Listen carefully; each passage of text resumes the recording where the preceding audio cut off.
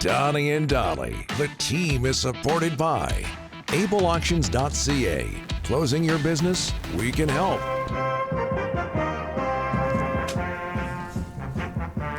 Okay, we're all over the place today. We've got a hold of Ray, so we'll put James Duffy on hold, and James will join us.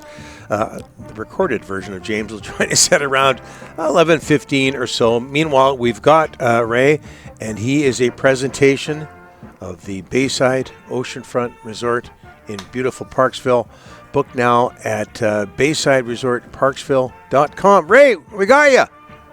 You kind of do. I'm putting my headset in. I'm a mess here. I just tell me it works here. It works. Does it work? Yeah. All good, buddy. All good. Okay, two things. I'm down on battery. I just did another podcast, so I'm down on battery. If I cut out, that's why. That's number one. Number two, make sure you tell Duffy that he got preempted. Please. Yes. Tell him. Well, we would if it wasn't recorded, but next time he's on, we'll mention that's it. Brutal. I was hoping he had to come in here and you would say, "Yeah, James, thanks," and you got pushed. I would love that. That would be great. Okay, we'll start this off by asking a question. I'm sure you've answered a million times, but we haven't talked to you since the Quinn Hughes trade. What was your initial reaction, and what do you think after watching a couple of games with both teams? They're both winning. Well, I was on a plane. We were just landing in Vancouver, and the guy beside me goes, "Oh, deal's done for Hughes," and I'm like, "Oh, really?" And as you guys know, I don't get any advance notice. So from home, so I had no idea. And I said, "Oh, where'd he go?" He said, "Minnesota." And the first thing that struck me was, it is amazing with all the discussion and all the people. I'm hearing this and I'm hearing that, and then out of left field, it's Minnesota. But if you could step back, like obviously this is what hindsight is, it's the deal that made the most sense, right? And if I guess there was two ways. If they felt the deal was going to be good enough to take players that were 24 or 25 and 26, then maybe they would have gone that way, right? Maybe, who knows? Because you don't know what the deals would have been. I think for where they are and what they've had to do, this is the best road. I really do. Bouillon is going to be terrific. I think Rossi is going to be a legit number two. And I think we probably forget Ogren was the 19th pick in the draft and his, 4 picks behind Lecker-Mackey. So, and then you add the 2026 pick. I guess there's a sense what a tear down rebuild is. And that's to get rid of everybody. The problem is, you can't. Like, you can't get rid of everybody because are there deals for the players that you have? And the answer is probably not ones that make equitable fit. So you move to this younger path. You add the 3 players you did. You have Villander. You have DPD. Yep. Right? You have Medvedev. That's everybody seems to drool over. I haven't seen him play, but everybody seems to think he's a franchise type goaltender. And pretty soon you're like, oh, we've got a pretty decent young core of players. And that doesn't add Mancini and Kudratsev and Braden Coots. And so all of a sudden it kind of just all feels different. So that gets us to the games. And man, I don't feel badly for, like I hear people say, oh, I feel bad for Quinn because he had to play before the trade. I don't, because it's his job, right? Like, just go play.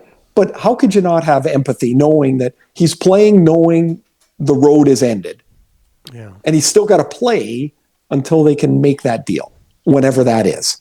Because there was no guarantee it was going to happen quickly. Like, what if they got a bunch of terrible offers? Well, then they were going to sit on it. Right? So that, I mean, when Quinn, you take Quinn and the heaviness of him and what he was carrying, the gravitas that he has on the team, right? Which is like everything went through his hands. He's just such a great player.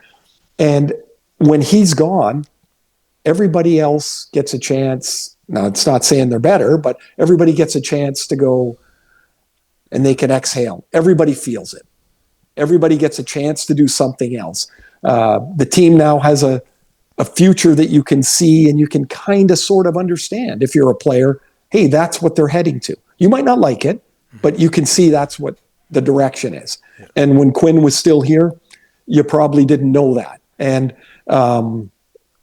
Minnesota, I mean, they're a really good team anyway, right? And you add Quinn to it. I still think the same thing about Minnesota. Their top end is elite. Mm-hmm. Elite. They got a great defense, excellent goaltenders, and a top end. I wonder about the bottom part of their lineup, and I do think that's where Guerin's not finished.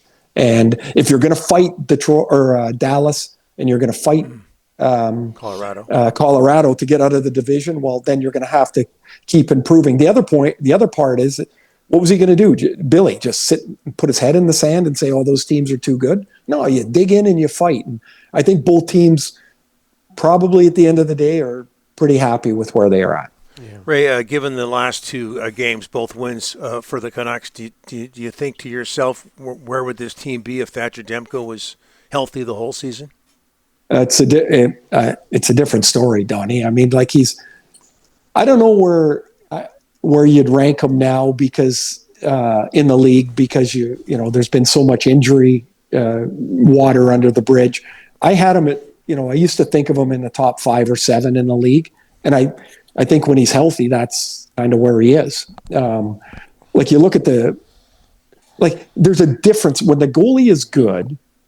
It's one thing when he stands there like Demko does, and it changes the whole outlook of the team.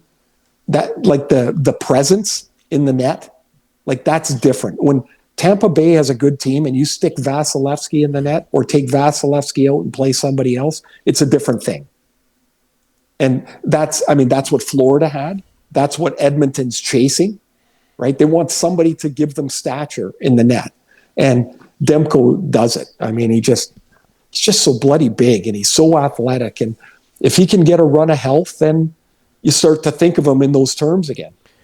Ray, where are you with the rebuild? People are mad. They've won 2 straight. They want him in 32nd. They want the top pick. They want to rebuild. People are mad every time, Rick. But where are you? They're mad. Yeah. Well, what are you going to do? What are you going to tell Thatcher to go on a 6-month vacation? Exactly. And you can develop these young kids better in a winning environment as opposed to a losing environment. So it's almost like right now when I hear this stuff, I laugh because people have been complaining about no rebuild for, would it be a decade, guys? For sure. Linden in 2017. Right? So they've been complaining about a rebuild. Clearly that's the path they're on, but it's not the right rebuild or the right type of rebuild or you're using the wrong kind of wood for the rebuild. You're never going to get it perfect because the only way you can is to literally trade everybody on your roster. Right. The problem with that becomes, like you look at San Jose, and they traded everybody, right? They had Thornton and Marlowe. Remember Brent Burns? That's a hell of a team. And it took a couple of years to offload everybody. In the meantime, the boat's taken on water. So that's, I guess, what you could do, but you still need to move those players. And then if San Jose gets to the first pick in the draft, and it's one of Donnie's favorite players, Joe Slobotnik, that's up there in the draft, and not Macklin Celebrini, then the rebuild is not the rebuild. Right? Like there's so much unpredictability to it. I do I think right now you're looking at, you get the 3 young guys, right? Yeah. Who were all first-round picks. You got the Minnesota first. You've got your own first. You've got your own second. If Sherwood goes, that's going to be for a second or a first, right? If somebody else, if they move Kane, is that a third or a fourth? Is Bluger a third or a fourth? Pretty soon you're doing everything that people say they want. Right. You're accumulating picks. You're accumulating assets, and that's really the only way to do it. You've got Demko signed. I mean, I guess theoretically they could trade him before July. I mean, in theory, but I don't know. Do you want to lose 55 games a year? I don't think you do. Ray, in less than 2 years, we had the Miller-Pettersson feud. Tocchet said, I'm out of here. Hughes said, I'm out of here. Is there a culture problem? I don't know. I think there's a. I don't know. Culture's hard to define. Culture is, does culture come before winning, or does winning become before culture? Right. And I don't mean that to be a smart ass. I'm just like, I don't know. Because teams that don't win generally don't have a very good culture. Right. You know, I think the biggest thing I would say would be the identity got washed, and no team without a clear identity wins. Right. And when Talk was here, it was, very defensive, structured, reliable game. And whatever the future was, Miller was gone. There questions were going to be around Quinn, whether he was going to stay or go. And maybe he felt, for this uncertainty, I don't want to do anything. I don't want to be there. I've got another option. It's an option he's super comfortable with. And you got a hell of a contract. And so does that make the culture wrong? Rick, you know what? I don't know that I have the answer to that. The culture would be bad for sure if guys don't try. Right. I would say the culture in Toronto with the Leafs this year, that's something they're really working at. Like, they feel they've lost connect with their identity. And it's a dangerous time, because if you've lost that connection to your identity, how do you fix it? You can't just build a culture. You need to get new people. New people takes more time. Right. And so I don't know, it doesn't look great. I mean, with Miller and Hughes and the coach. But the Miller thing is interesting to me. I still don't have a great handle on why that blew up in the way that it did. Mm-hmm. Yeah. But when JT had 100 points, was he ever going to get that again? Maybe not. Everybody has a career year. You've heard me say that before. Yeah. Maybe that year was a collection of guys having a career year. All of them. Besser had 40. Miller had 100. Pettersson was back up around 90 points. Mm-hmm. Quinn won the Norris. Demko was healthy for most of the year. Maybe that year was just like a lightning bolt. Yeah. And we shouldn't even refer to it, because it was a lightning strike. That's what it was. You see what the Canucks are giving their player of the game over the last few games, Ray? The ceremonial axe. Yeah. A good idea. I know, and people have been texting in, it's ceremonial, it's not sharp.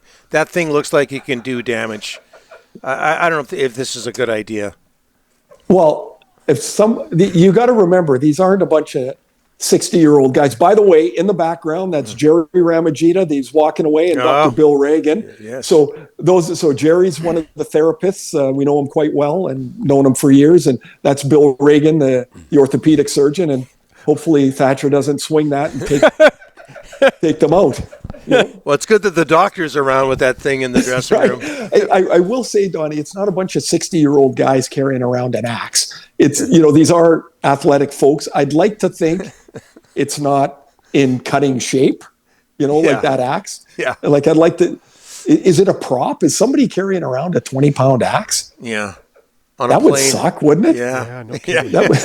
Hey, Taylor, you're in charge of the axe. No, don't drop it on Dollywall's foot. Yeah. Ray, Joe Slobodnik is in charge of the axe. You know that. Come on. Joe has it dialed in. Yeah. He's the guy. Hey, He's the guy. One more thing before we let you go. I don't know if you saw what he was up to last night. I'm sure you did. Macklin Celebrini.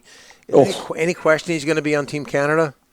No. Tomorrow we're putting our Olympic teams on our podcast. There's mine, and you'd see if you could read that Celebrini's with Crosby and McKinnon for me. Wow. Yeah. I just think I have not seen a player closer to Sidney Crosby other than Sidney Crosby than Macklin Celebrini. I think he's phenomenal. I think he's just an amazing player. The energy that he plays with, the engine and the drive, the skill, the stature, he reminds me of Crosby. He really does. And you got to feel for Connor Bedard. Oh, it stinks. I'm still going to pick him on my team. I am, because I think he's mid-January is a return, is what they're – and if he's not, then you can replace him, because you can replace injury replacements. I just the way he got hurt, man, that just stinks, right? It's just – he's had such an amazing year, and for it to be something like that is like, ugh, are you kidding me? It took a while, but we got you. Thanks for this, Ray. Appreciate it. The battery lasted. Yes. This thing's got about 18 seconds left of battery. Okay, guys, have a great holiday. I hope everybody in your family's well, and to all Canucks fans that are listening and stuff, I hope the holidays are great, and we'll see you down at the rink soon. Right back at you. Right back at you, Ray. Safe travels. Thanks, Take care, Ray. guys. Appreciate it.